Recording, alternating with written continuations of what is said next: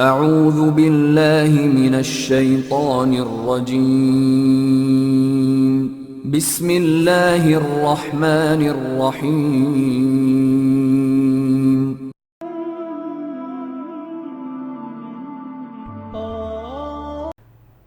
السلام علیکم دوستو، آپ سب کو ہمارے چینل میں خوش آمدید۔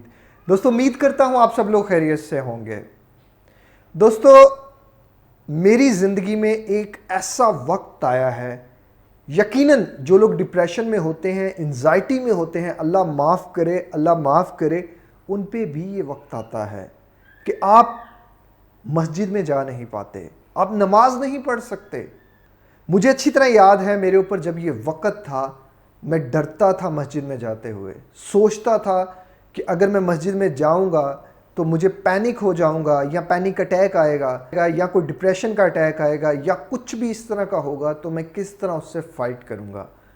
میری ٹانگیں کپ کپانے لگ پڑتی تھی میں جیسے جیسے مسجد کی طرف جاتا تھا، میرا حلق خشک ہوتا تھا، مجھ سے سمجھ نہیں آتی تھی، میرا ویژن ٹوٹلی بلری ہو جاتا تھا، مجھے کچھ سمجھ نہیں آتی تھی، میرا مائنڈ سن ہو جاتا تھا کہ میں کس طرف جا رہا ہوں کس طرف نہیں جا رہا۔ اللہ معاف کرے، اللہ معاف کرے۔ اس طرح کے وسوسے آتے تھے کہ میں آج جس قدر پرسکون ہو کے نماز پڑھتا ہوں شاید اس وقت میں پڑھ ہی نہیں پاتا تھا، میری نیت ہی نہیں ہوتی تھی، میں لاکھ کوشش کے باوجود بھی وہ سب نہیں کر پاتا تھا۔ مجھے سمجھ نہیں آتی تھی یہ سب ہو کیوں رہا ہے۔ مجھے اکثر یہی خیال آتا تھا کہ میں دائرہ اسلام سے خارج ہو چکا ہوں۔ میں بہت روتا تھا اس بات کو سوچتے سوچتے، اور میں ڈرتا تھا کسی اور کو یہ بات بتاتے کہ اگر میں نے کسی کو بتایا تو لوگ میرا مذاق اڑائیں گے کہ تو دائرہ اسلام سے خارج ہو گیا ہے، تو نان مسلم ہو گیا ہے۔ پر اللہ تعالیٰ کی ذات بڑی بے نیاز ہے۔ وہ سب جو بھی کیفیت تھی وہ صرف میری پریشانی کی وجہ سے تھی، میرے لوگوں کے سامنے جانے کی گھبراہٹ کی وجہ سے تھی۔ مجھے اچھی طرح یاد ہے میں اکثر جمعے چھوڑ دیتا تھا، لیکن الحمدللہ کبھی بھی 3 جمعے ایک ساتھ میں نے نہیں چھوڑے۔ میں جس طرح بھی کرتا میں بڑی ہمت کر کے جمعہ پڑھتا تھا۔ میری پوری کوشش ہوتی تھی کہ میں جمعے کے دن بس کسی طرح ٹاما ٹول کر دوں، بس جمعہ پڑھنے نہ جاؤں، یعنی کہ مسجد میں نہ جاؤں۔ ریگولرلی بیسس پہ تو میں گھر پہ نماز پڑھ ہی لیتا تھا، اس پہ والدہ کو اتنی سختی نہیں کرتی تھی، اس پہ والدہ کو بھی کوئی نہ کوئی بہانہ کر دیتا تھا کہ جی نہیں امی میری آج طبیعت نہیں ٹھیک، یہ ہے وہ ہے۔ لیکن جمعے کے دن اسپیسیفکلی والدہ کی طرف سے بہت زیادہ سخت انسٹرکشنز ہوتی تھی کہ بیٹے آج جمعہ پڑھنا ہے اور مسجد میں جا کے پڑھنا ہے۔ گھر میں جمعہ تو ہوتا ہی نہیں۔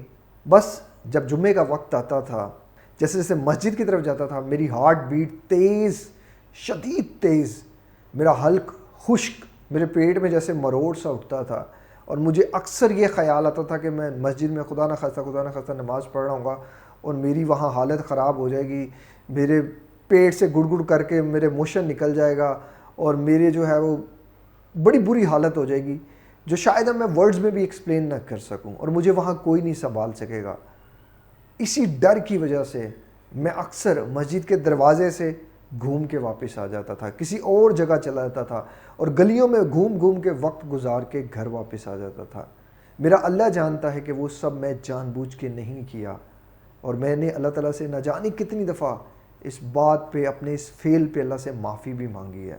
اور مجھے اتنا پتہ ہے کہ جو لوگ ڈپریشن اور انزائٹی میں ہیں ان کے ساتھ بھی یہ کیفیت ہوتی ہوگی، وہ بھی اس طرح کی پرابلم سے گزر رہے ہوں گے کہ وہ مسجد میں جا کے با جماعت نماز نہیں پڑھ پاتے، با جماعت جمعہ نہیں ادا کر پاتے، تو وہ یہ سوچ رہے ہیں کہ اس کی وجہ کیا ہے۔ تو آج اس کی وجہ میں آپ پہ کلیئر کر رہا ہوں کہ اس کی وجہ ڈپریشن ہے، انزائٹی ہے، آپ کی گھبراہٹ ہے، آپ کو لوگوں سے گھبراہٹ ہے، آپ ایسی جگہوں سے جا کے گھبرا جاتے ہیں۔ اب الحمدللہ میں نماز پڑھتا ہوں اور با جماعت پڑھتا ہوں، مجھے کوئی ڈر نہیں ہوتا، کوئی فکر نہیں ہوتی الحمدللہ، اور اب اتنا سکون ہوتا ہے، دل میں اطمینان ہوتا ہے۔ اور پہلے میں دعا کرتا تھا ایک ہی سوچتا تھا یار میری دعا کون سی قبول ہو جانی ہے، جہاں اتنی ہوئی وہاں یہ کیوں ہو جانی ہے، نعوذ باللہ اللہ معاف کرے۔ اور یہ باتیں کفرانہ باتیں نہیں ہیں، یہ وہ باتیں ہیں جو میرے ساتھ گزری ہیں۔ اللہ تعالیٰ آزماتا ہے انسان کو، یہ بھی تو ایک آزمائش ہی ہے، یہ بیماری بھی تو آزمائش ہے۔ میں نے یہ نوٹ کیا کہ اس بیماری کے بعد اگر بندے کا پتر ہونا تو وہ اللہ تعالیٰ کہہ کے اور جھک جاتا ہے، وہ اللہ تعالیٰ کہہ کے اور گر جاتا ہے، کیونکہ اسے پتہ چل جاتا ہے کہ اس دنیا کو بنانے والا صرف اللہ کی ذات ہے۔ ہم جو بہت بڑے باتیں کر دیتے ہیں نا، وہ باتیں 2 منٹ میں جاگ کی طرح بیٹھ جاتی۔ تو یہ بیماری، ڈپریشن اور انزائٹی کی بیماری، وہ ہے جو اکثر اوقات آپ کو آپ کے اللہ سے جوڑ دیتی ہے۔ آج الحمدللہ نماز میں وہ سکون، وہ اطمینان فیل ہوتا ہے جو شاید پہلے نہیں ہوتا تھا۔ میں بچپن میں بھی نماز پڑھتا تھا، لیکن اس وقت کی نماز میں اور اب کی نماز میں بڑا فرق ہے۔ تو اگر آپ کے ساتھ بھی یہ ہوتا ہے کہ نماز میں آپ کو بڑی گھبراہٹ ہوتی ہے اور بڑا آپ سوچتے ہو کہ اللہ تعالیٰ دعا نہیں قبول کرے گا، یقین کریں یہ صرف آپ کی گھبراہٹ کی وجہ سے ہے، آپ کی ذہنی کیفیت کی وجہ سے ہے۔ اگر اس کیفیت میں بھی آپ ڈٹ گئے تو اللہ تعالیٰ آپ کو اس پرابلم سے نکال کے باہر لے آئے گا۔ تو آپ نے گھبرانا نہیں ہے، بس نماز پڑھتے رہنا ہے، نماز پڑھتے رہنا ہے، اللہ کے آگے دعا کرتے رہنا ہے۔ اللہ تعالیٰ آپ کو خود بخود اس پرابلم سے نکال کے باہر لے آئے گا۔ نماز پڑھنے کے ساتھ ساتھ اور بھی کام کرنے ہیں، واک کرنی ہے، ایکسرسائز کرنی ہے، ریگولرلی روٹین پہ کھانے کا ایک ٹائم ٹیبل سیٹ کرنا ہے۔ دوستو، جب بھی دعا کے لیے ہاتھ اٹھائیں اپنے اس بھائی کو ضرور یاد رکھا کریں، میرے لیے بھی دعا کریں، میں بھی آپ لوگوں کے لیے دعا کرتا ہوں۔ اللہ تعالیٰ جو بھی ذہنی پرابلم میں ہے، کسی بھی طرح کی ذہنی پرابلم ہے، اللہ تعالیٰ ان سب کو اپنی رحمت سے ٹھیک کرے۔